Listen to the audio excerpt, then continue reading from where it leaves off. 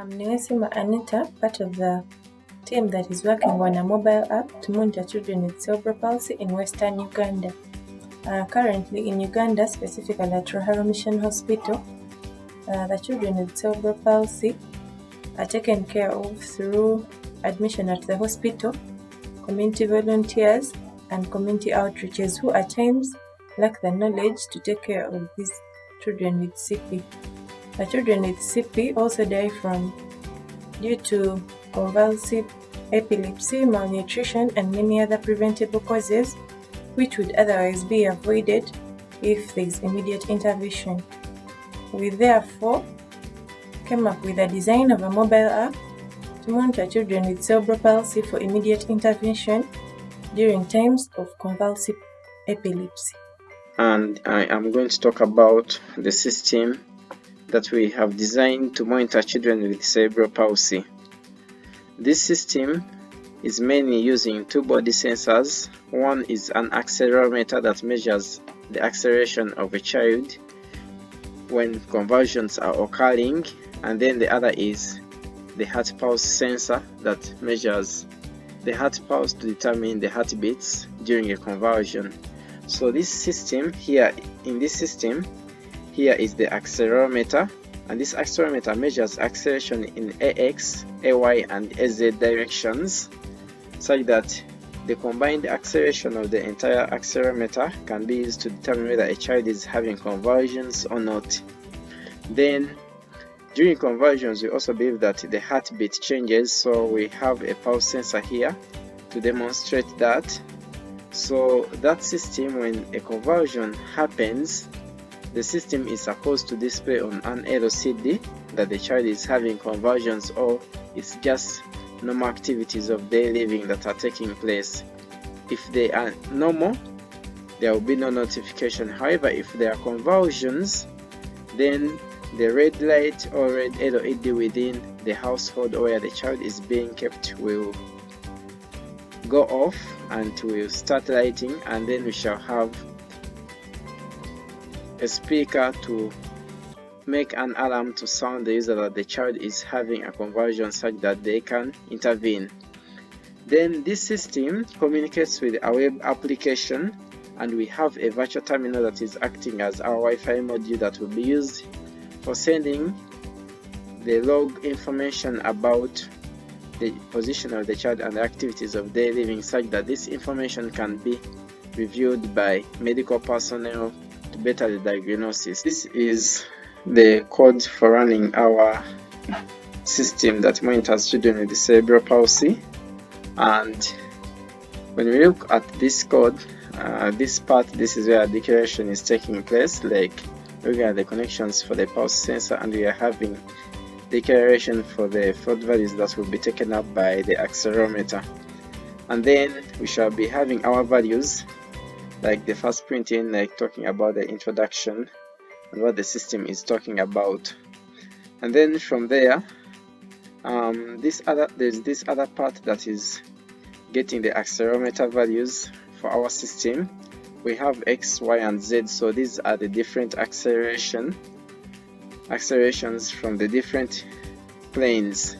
And to get the G value, like the G value, that is the value that is corresponds the acceleration relative to gravity. So we just get the acceleration in that direction and we divide it by 9.881, which is our gravitational pull.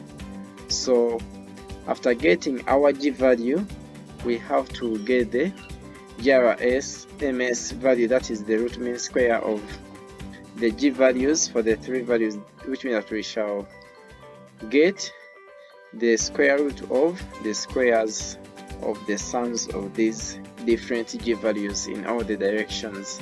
So it is this root mean square value of the G values that determines whether the child is convulsing or not. And if the G value is high, the child will be convulsing, and if the G value is low, the child will be either under the normal activities of daily living or they'll be convulsing. So here we shall have the information being sent to the web application which is going to be our virtual terminal in this case, and we shall be printing the acceleration values and then the root mean square of the accelerometer. So when we come to this part of the code, if the root mean square value of the G value is greater than 0.06, which means that there is a very high rate of convulsion that is associated to epilepsy among these children, and if the heartbeat is also greater than 85, then we shall have the alarm that is going off. However, if we have a high heartbeat with a low GRMS value, we shall identify it as no convulsion, so we shall read it as normal activities of daily living or exercise. However, if we only see a high root mean square G value, then that one can be characterized as a convulsion, and we shall have the caregiver being notified.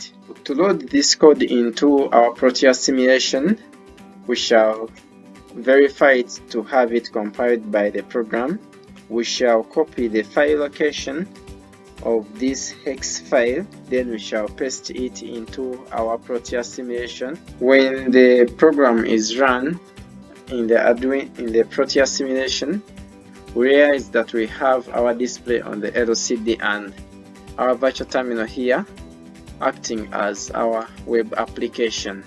So when you look here, the patient information is continuously logged into the web application on the web server, and then the heartbeats per minute are shown here, and then the body position, which is the G value or the G force corresponding to the acceleration in all the three planes, is also shown here on the patient monitor on the LCD. So when you try to change these values, for example, if you change, so here we can observe that the heart rate is normal and then the body position is less than 0.06, the G value, so everything is normal. It is normal activities of daily living. However, if you increase the acceleration in all the planes and the G value for the patient increases, we realize that if the value goes above 0.06, like, it will notify the caregiver that rush and help the child. It will light the LED and to also put out an alarm so that anyone nearby is notified to help the child who is convulsing. However, if the child is not convulsing and the G value is low and it gets to below 0.0706, then there will be no alarms being made. But if we have the heart rate also increasing to beyond 85, this can be characterized by a child playing or doing anything that is not concerned to convulsions.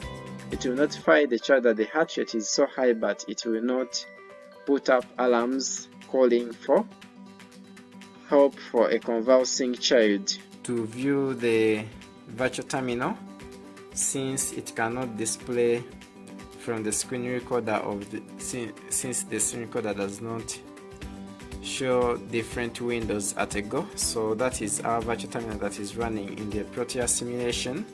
So we can see the patient information being logged into the web server, and that is how the system is supposed to be working. Like, the patient information that is continuously collected will be sent to a web server, then it can be accessed through the web app by the medical personnel for review and accurate diagnosis of the child with cerebral palsy. We have got the login page.